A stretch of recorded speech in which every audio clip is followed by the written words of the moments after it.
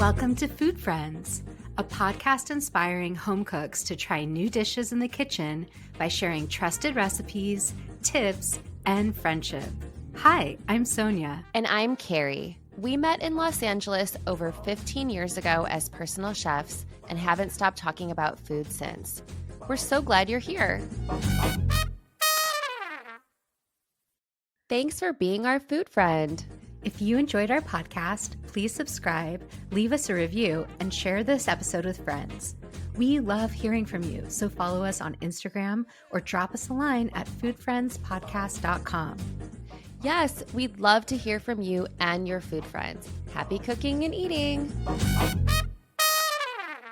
Hi, Carrie. Hi, Sonia. Carrie, today we're doing our first solo holiday cookie episode. You and I have had other people on to talk about their holiday cookies and holiday baking, but you and I really have never had this conversation. Yeah, and I think it's really helpful to think about what have you made, what have you received? Do we have strong opinions? I have many strong opinions. Oh, I had a feeling. I had a feeling. About what goes in a box, what shouldn't go in a box, what maybe needs its own box, all those things. So I have never made a holiday cookie box myself. I have received many and I have opinions, but probably not as strong, more like preferences. But I can tell that these boxes elicit strong opinions because I actually polled my Instagram audience to find out. Yes, I did. Oh my God, what did they say? You want to know now? I do. So I think what's interesting is that some people just have such hot takes. Our friend Sam was very clear that she said chocolate does not belong in a cookie box, which anything chocolate, a chocolate-free box, which to me was shocking because I love chocolate anything. So I think everyone is looking for chocolate in their cookie box. Not Sam. Some people are like gingerbread is disgusting. Some people are like it's not a holiday box without a gingerbread. Here's some great ones. I received the Martha Stewart rosemary butter cookies one time and they were delicious. I was like, ooh, that's interesting. I'm going to look that up. Some people say they need to have chocolate truffles.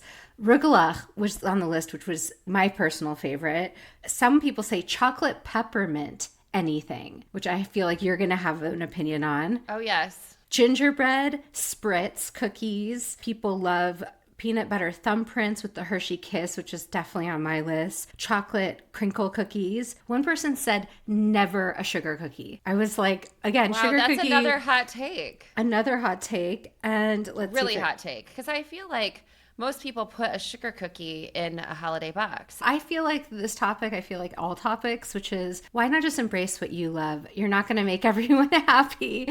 You can already see that people have a pretty vast array of preferences. Well, and I also think if you receive a box of homemade cookies from anyone, it's such a welcome gift. One of my hot takes is if you put anything peppermint in the box, it needs to be wrapped separately. And I wonder. Oh, I agree. I like peppermint. You're right, because then the flavor contaminates the other It's the same as a Halloween basket. You need all the candy to be in one place and you need all the chocolate to be in another place. I also wonder if some of those spiced cookies, which I think are really traditional this time of year, I think many cultures have like spiced cookies or gingerbread or those kind of items. And I think that those can also kind of bleed over into other things if you have a delicate. The flavor. Yeah, the flavor, all those spices, I think they can kind of marry with each other, which is not what you want to happen. That's such a good point. And I have definitely experienced that. I also sometimes find there's all these German and Scandinavian, very heavily spiced, kind of brownish, dry cookies, the various varieties that I don't love. But then I've been at people,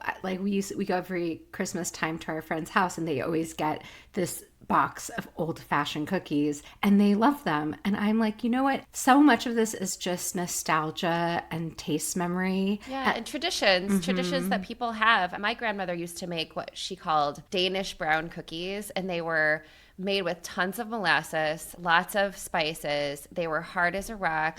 And as a kid, we all kind of were like, ugh, you would kind of eat them just because they were sweet, but you didn't love them. And now I think I would pay anything to have her cookie because there is such nostalgia in that. I know exactly what you mean. I have that with other dishes, not necessarily cookies. Some people also just have different tastes. So you and I are thinking about cookie boxes this year.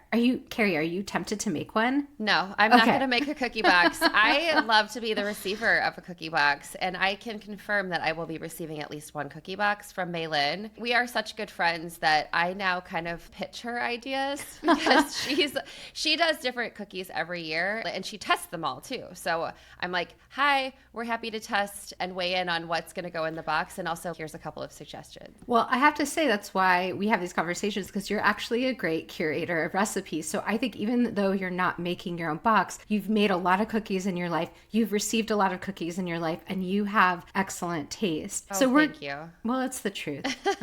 So we're going to talk about different categories that I am thinking about for the cookie box that I might make, but I also feel like these will apply to anyone who's looking to even bake one batch of cookies this season.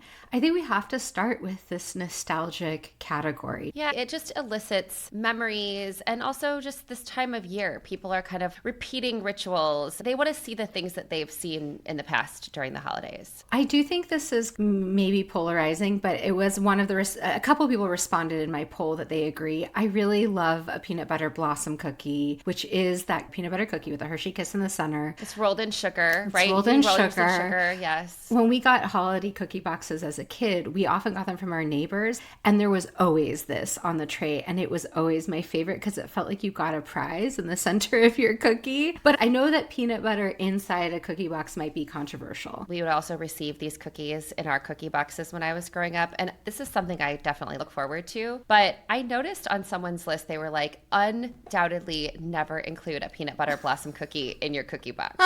People just have such strong opinions. They have such strong takes, so if you don't like that, don't include it. I'm very curious who invented Where did it come from? Where did it come from? But to me, that's peak nostalgia. Well, many years ago when I was a personal chef, I am going through all these recipes and planning menus. I came across this recipe for spoon cookies, and I was really wooed by the story about them. This woman talked about how they took days to make and they kept her up at night, and the way that they would sit on the counter and kind of yield into this soft cookie with a little bit of fruity filling. It piqued my interest, and so I have made them a few years in a row. So it's a sandwich cookie, and it's made with a browned butter. You brown your butter and then you make your dough. That is something I think people commonly do these days, but 15 or 20 years ago, people were not talking about browned butter the same way that they do now. Much more common now, but it was kind of like a revelation. And the recipe writer talks about how because it's a sandwich cookie, if you make 50 of them, you only end up with 25 cookies. So she talked about how she would dole them out. These people are only worth like 6 cookies. And these people are only worth 10 that's cookies. So hardcore. And the whole story of it really charmed me. And I have made them a few times, and I do find them to be somewhat tedious, not as tedious as she really beefs it up, but I have over the years had friends say to me, are you going to make those cookies again? One of the best things about them is that they get better with time. That was going to be my question for you, because I think both you and I are going to talk about cookies that do hold up for a week at least, so that you can mail cookies or you can have them sitting on your counter. I think that's a critical piece. Also in the holds up super well category is rugelach, which I was happy to see someone else said they love in a holiday cookie box, because I don't think holiday cookie has to be just one type or one region. For, rugelach is a very traditional Jewish cookie, but it's basically a very simple cream cheese dough that has no sugar in it. And then the sugar comes from cinnamon sugar that you sprinkle on the dough. You add jam or preserves or chocolate, and then you roll it into a crescent shape. And these are the kind of cookies that really do hold up for a week. I love to fill mine with Marionberry preserves because that's the peak Oregon ingredient, and it's the recipe in my cookbook, but there's sort of infinite numbers of fillings you can do. Yeah, I'm curious about the Marionberry though. Is that a berry that grows in Oregon? Yeah, it's sort of what Oregon is known for in the berry. I mean, we have lots of berries, but Marionberry is our most famous, and I would say it's kind of like a cross between a blackberry and a raspberry. Very fruity with a little bit of acidity. Also in the nostalgic category, like seeping into the nostalgic category, I think is the no bake category. I think it's very important to have at least one cookie for the baker or one treat that doesn't require baking. It could be, like someone mentioned, chocolate truffles. For me, something that's both nostalgic and doesn't require baking are rum balls. Have you ever made or had a rum ball? No, I have not. This is such a left turn for you. I feel like there's a reason behind it. Okay, please tell. When I was in college, I was friends with this group of artists, and every year they threw this rum ball event at the holidays where everyone would come and make and eat rum balls together. So for me, it's truly nostalgic of my college years. You're going to laugh at the ingredients because it's kind of Midwestern. It's a box of vanilla wafer cookies, chocolate chips, corn syrup, which I feel like you could use something else if you wanted. Dark rum, like a true dark rum. So they're boozy. So not for kids. You would want a little note if you were giving this to a family, or you would keep it separate for the adults. And powdered sugar. You make it mostly in the food processor and also in a pot, and you sort of melt it all together, almost like a cake ball. And then it also is one of those things that ages really well, that needs a little time to age, so that all like absorbs. It mellows out. The sugar kind of mellows out all that rum. But I'm like Prue Leaf on the Great British Baking Show. I love a boozy dessert, a little liqueur chocolate or this kind of thing. Same, but I have never had a rum ball, and that is a really unexpected recipe from you, especially because it includes Nilla wafers and corn syrup, which I wouldn't necessarily do the corn syrup. I think golden syrup is a good substitute. I like golden syrup. Me too. Yeah. But I also feel like once a year, a little corn syrup, big deal. Yeah. Well, in that same category of no bake are peanut butter balls. That is something I've shared. My grandmother made those when we were kids. It's kind of like a buckeye. But what I actually just realized when I was looking up a recipe to share, because I use the recipe that my grandmother hand wrote, and her recipe has Rice Krispies in it. So it's a little bit lighter and a little bit crunchier, and you use crunchy peanut butter as well. So is it not typically done with Rice Krispies? Is that not the standard? Well, I think describing them like a buckeye kind of gets you to the idea that it's a sweet peanut butter dipped in chocolate, which is what these peanut butter balls are. But it's a mixture of like butter, confectioner's sugar, crunchy peanut butter, and Rice Krispies that you then you form into balls. Then you dip them in chocolate. But my grandmother's recipe also includes wax, paraffin wax. No way. She does. And my sister and I both. Do you do that? Well, I did back in the day, and it says like 1 stick of paraffin, which is how so many homemade recipes are written. So the first time that I made it, I used way too much paraffin and it was very waxy. And my sister did the exact same thing. The wax coats the whole ball? The wax, you melt this like paraffin wax when you melt the chocolate, which helps stabilize the chocolate. It's like a simpler way of tempering chocolate. And so if you weren't planning to have them in the fridge, I never put paraffin in them anymore. I just melt good chocolate and then I leave them in the fridge or the freezer. But if you were going to leave them at room temperature, that chocolate wouldn't be as stable. Oh, okay. How fascinating. Wow. I didn't know you could even eat paraffin wax. Oh, well, I didn't either until I saw that in my grandmother's recipe and I was like, oh God, I don't know about this waxiness. Holiday cookies bring out so much information and so many like kind of old ways of doing things, which are fascinating. One other no-bake recipe that I used to make for my clients is I would take pretzel sticks, you know those big long pretzel rods, and I would dip those in chocolate and then have like some fun sprinkles. That's an easy thing that you can add to a box that adds some color and some dimension. As someone who tends to be more on the salty side than the sweet side, for me it's like kind of the best of both worlds. And also makes it easy on the baker, which I think, again, having a little bit of ease if you're making a whole box is important. It also makes me think of all the other things you could dip in chocolate or make chocolate truffles, which are really simple. I think no-bake items like that, especially like a pretzel that's super easy to do, is great for kids. If you're trying to involve, especially little kids, I'm never mad at a chocolate-dipped Oreo that has some sprinkles on it. I think those are nice things to add to a box. That's such a nice thing to add, and it is so fun for kids to make. When I receive cookie boxes, I'm always so excited by something colorful in them or something visually appealing. So there's a few in here that I love to both receive or I'm thinking about including. There's this peppermint stripe cookie that Susan Spungen did for the New York Times a couple years ago. She's a food stylist and recipe developer. She's very known for her cookies. For the holiday cookies. For specifically for the holiday cookies, she's known.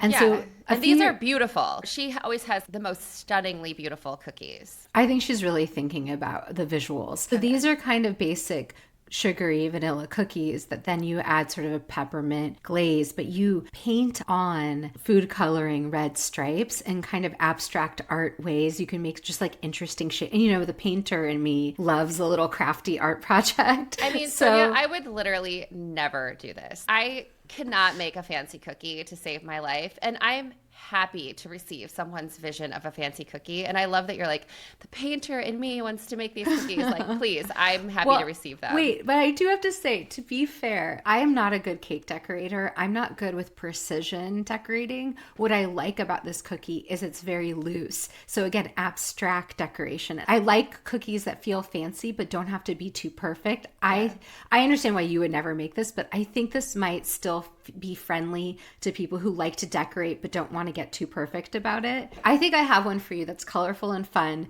that you would make, which is the classic confetti cookie. Do you know what I'm talking about? I think I know. It looks kind of like a birthday cake cookie, right? Not quite. So they're really common in actually Jewish delis. You can see that I like a few Jewish cookies thrown in. Like if you've been to the Canner's bakery window in LA, they have all those wonderful cookies. This one is just a heavily sprinkled cookie, almost like a confetti cake, but it's on top of the cookie. So it's just like a rainbow of sprinkles. Of course, you could do holiday colors, Hanukkah colors, or Christmas colors. I just like the rainbow classic. But this recipe, it comes from Smitten Kitchen. It's one of those cookies that whenever I bring to people, it brings out the kid in everyone. Of course, the kids all gravitate to it and love it. But then the adults are always like, the adults love it too. It's another cream cheese based dough. So it's a very soft cookie. It holds up well for days, has all those lovely little textured pieces of rainbow sprinkles, and it's so cute. I've never made these cookies, and the note about the cream cheese dough, that it has a similarity to the arugula and how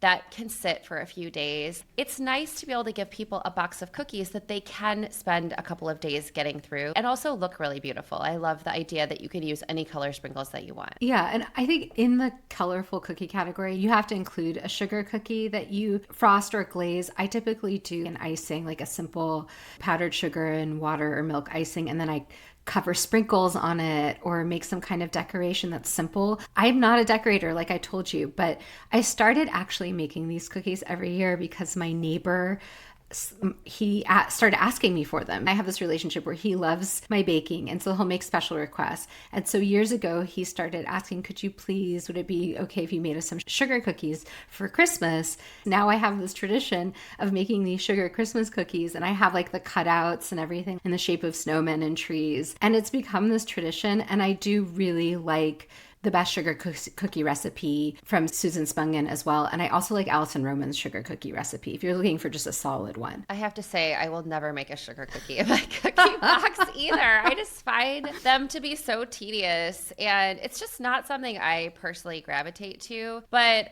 in the semi-colorful, I don't know if this one counts as a colorful cookie, but I have in the past made grasshopper brownies. Do you know what a grasshopper brownie is? I sure do. It's like chocolate and mint with that green filling. With the green filling, like a creme de menthe filling, which there are many versions of them. It's a brownie, and then you can make this minty buttercream, and then a lot of times the recipe will have you put chocolate topping on them. This is one of those that I feel very strongly about. If you're making it, it needs to go in a bag, or this is just the one thing that you're giving to someone, because I will say at this time of year, having a dessert that is sweet but also refreshing is kind of a nice balm to a holiday season that's full of lots of richness. It's a bit of a surprise for me, but my son Mac, who's 9, loves chocolate mint. And this is like his favorite kind of brownie for sure. Have you ever made this brownie for him, or has he just eaten it out in the world? He's eaten it out in the world, and we did a few years ago make brownies together when he was younger. At the holidays, adding that mintiness to it makes it feel a little extra special.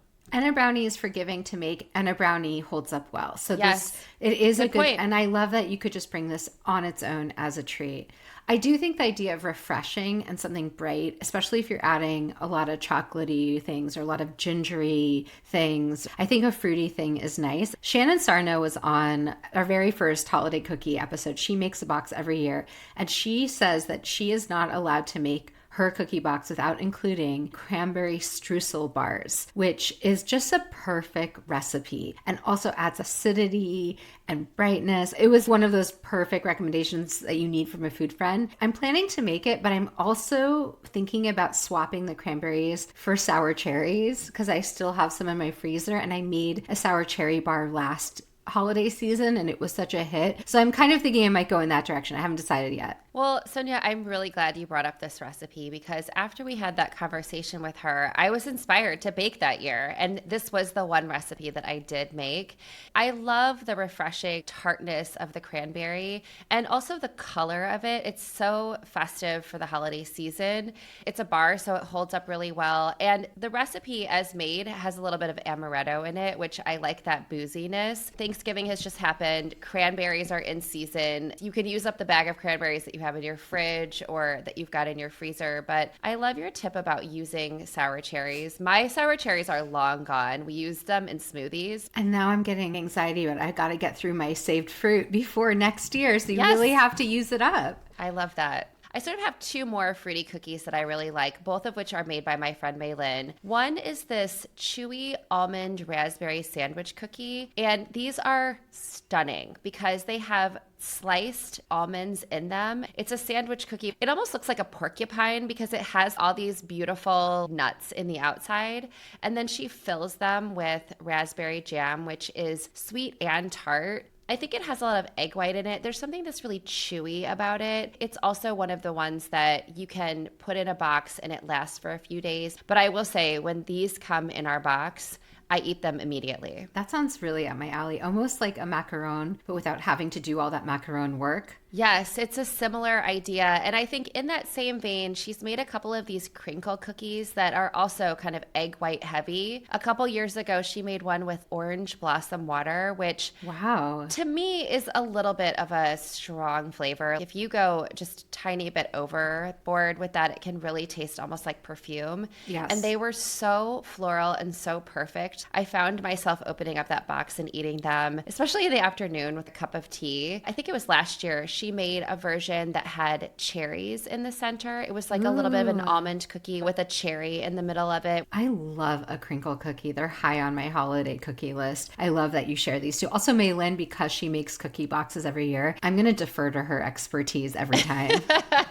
I think in the category of what makes holiday cookie baking easier is the slice and bake category, something where you can make a dough, roll it into a log, stick it in your fridge to set, and then slice it when you're ready to bake off. Also, that freezes really well, the style of cookie. Yeah. At the top of my list, and I do make this almost every holiday season, is the Dorie Greenspan World Peace Cookies, which is essentially like a chocolate shortbread cookie with chocolate chunks. It sounds so simple. It's called a World Peace Cookie because there's a joke that this could create world peace, which I think we're all yearning for more and more, is more peace.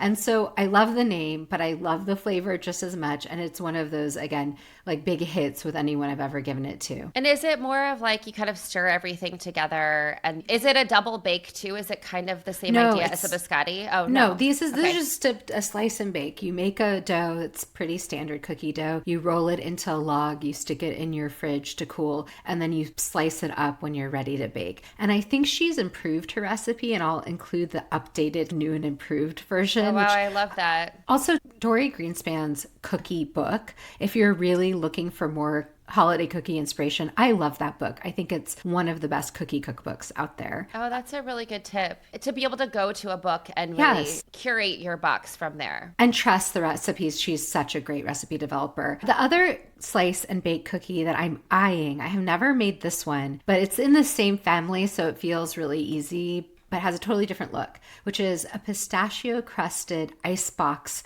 cookie. It's called that, I think, more for its looks than for the name. You don't put it in the icebox, but it's flecked with dried fruit and pistachio. So it's kind of confetti-ish, but naturally. And then you roll the log of dough in crushed pistachios, or you could do sparkly sugar, and then you slice it and bake it. I like any of those rolled in something, sliced and baked cookies. They're also beautiful. And I think when you talk about slice and bake, for me, that's a biscotti. Malin gave this to us a couple years ago, and it was a dark chocolate biscotti with chocolate chips in it. I think in a box that can kind of get overlooked. It's just kind of this dark log, you know, like in your box.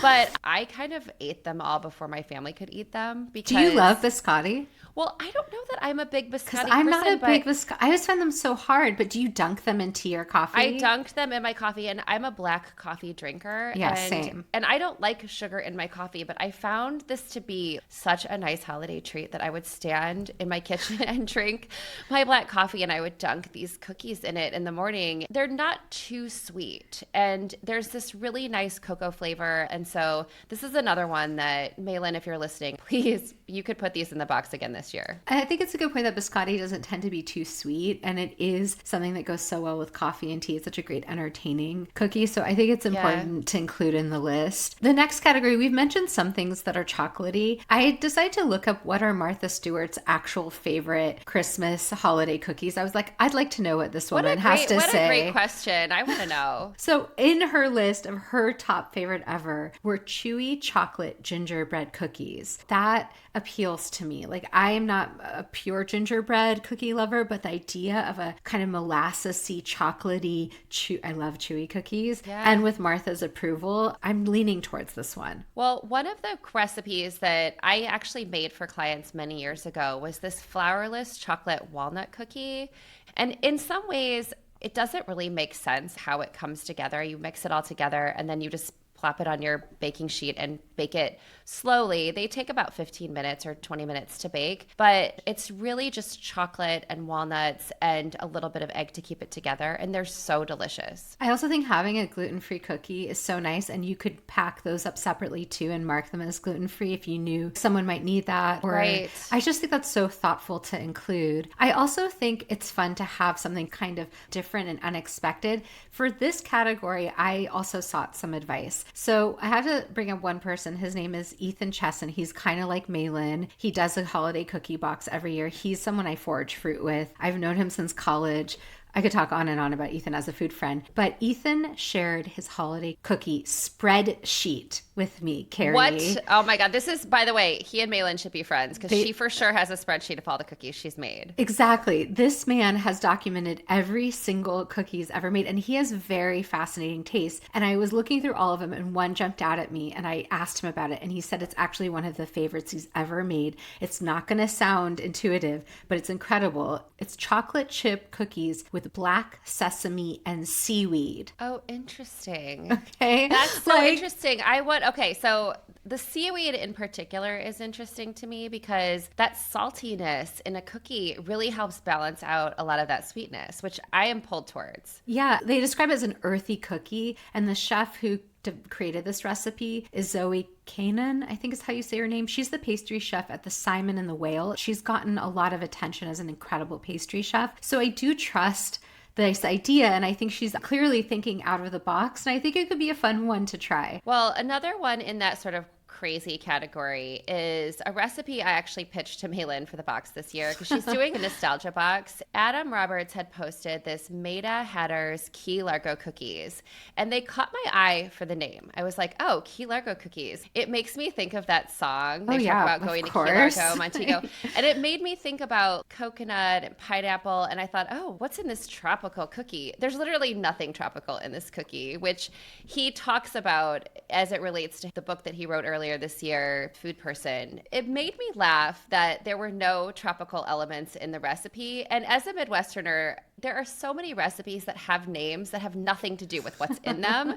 And so instead, it has potato chips, oatmeal, raisins, cherries, and walnuts. And I thought, There's also a lot of Midwestern recipes that have potato chips in them. And that's why I wonder if your friend Ethan's recipe with the seaweed in the cookie, that saltiness really balances things out. If you put a potato chip in your cookie, it also makes it a little bit crunchier. Anyway, I was pitching this recipe to Malin. I actually might make this recipe over the holidays. Instead of raisins, I think I would swap in some chocolate chips and I would swap pecans for the walnuts. Yeah, I saw this recipe when you posted it too, and it caught my eye because I love a potato chip cookie. And I think you should definitely try it and report back. The last recommendation in this sort of fun, different category, again, I went to Sam, my food friend, because I know she bakes a lot of holiday cookies. And she said she has to make every year a lemon ricotta cookie. I've never had a lemon ricotta cookie. Well, these are so sweet. They're little round cookies, obviously with the flavors of lemon and ricotta, made with lemon and ricotta. So it sounds like they're going to be really tender and stay tender instead of drying out. But you also ice them and put rainbow sprinkles on top. So I would probably do either confetti cookies or this. But I also just want to try this at some point anyway because I love a lemon cookie. I mean, that sounds so delicious and also unexpected. Lemon is great to have at this time of year because it cuts through so much of the richness. But I don't think of lemon as something I eat at the holidays. But it's so welcome to have some citrus. Sonia, I'm not much of a cookie baker during the holidays, but I am planning to do a little bit of baking during the holiday season. I really want to go back to a bundt cake that my mom used to make when I was a kid, and it was actually one of my birthday cakes that I would ask her to make. It was made with yellow cake mix and kind of like a cinnamon sugar pecan swirl through the middle. There was a recipe by Millie Peartree for the New York Times recently called Suck It To Me Cake. And the name really got me. That's what made me read the recipe. I've definitely seen those recipes in my mom's cookbooks, but it really sounds a lot like this bundt cake that my mom used to make. I shared that with a client many years ago, and for Christmas, she gave me a bundt pan. She sourced me a vintage bundt pan because she was like, well, if it has some years on it, it'll release better. The truth is I've never made it. So I feel like that's something I'm going to try to make this year over the holidays. A bundt cake is such a festive holiday cake. And I'm glad you're reminding us that there's baking beyond cookies at the holiday. I know we've shared menus that we're going to be making and some of the things we're going to be baking, but it's nice to even give someone a cake. It doesn't always have to be a cookie. When I think about having a cake on my counter like your grandparents used to, I have a cake. It's sitting here in case anyone stops by. I can offer them a piece of cake, a cup of coffee, or a cup of tea, and we can have a conversation and catch up. I love that.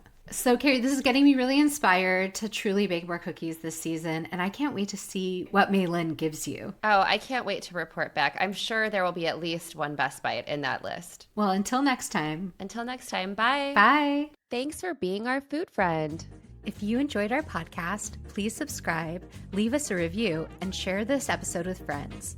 We love hearing from you, so follow us on Instagram or drop us a line at foodfriendspodcast.com. Yes, we'd love to hear from you and your food friends. Happy cooking and eating!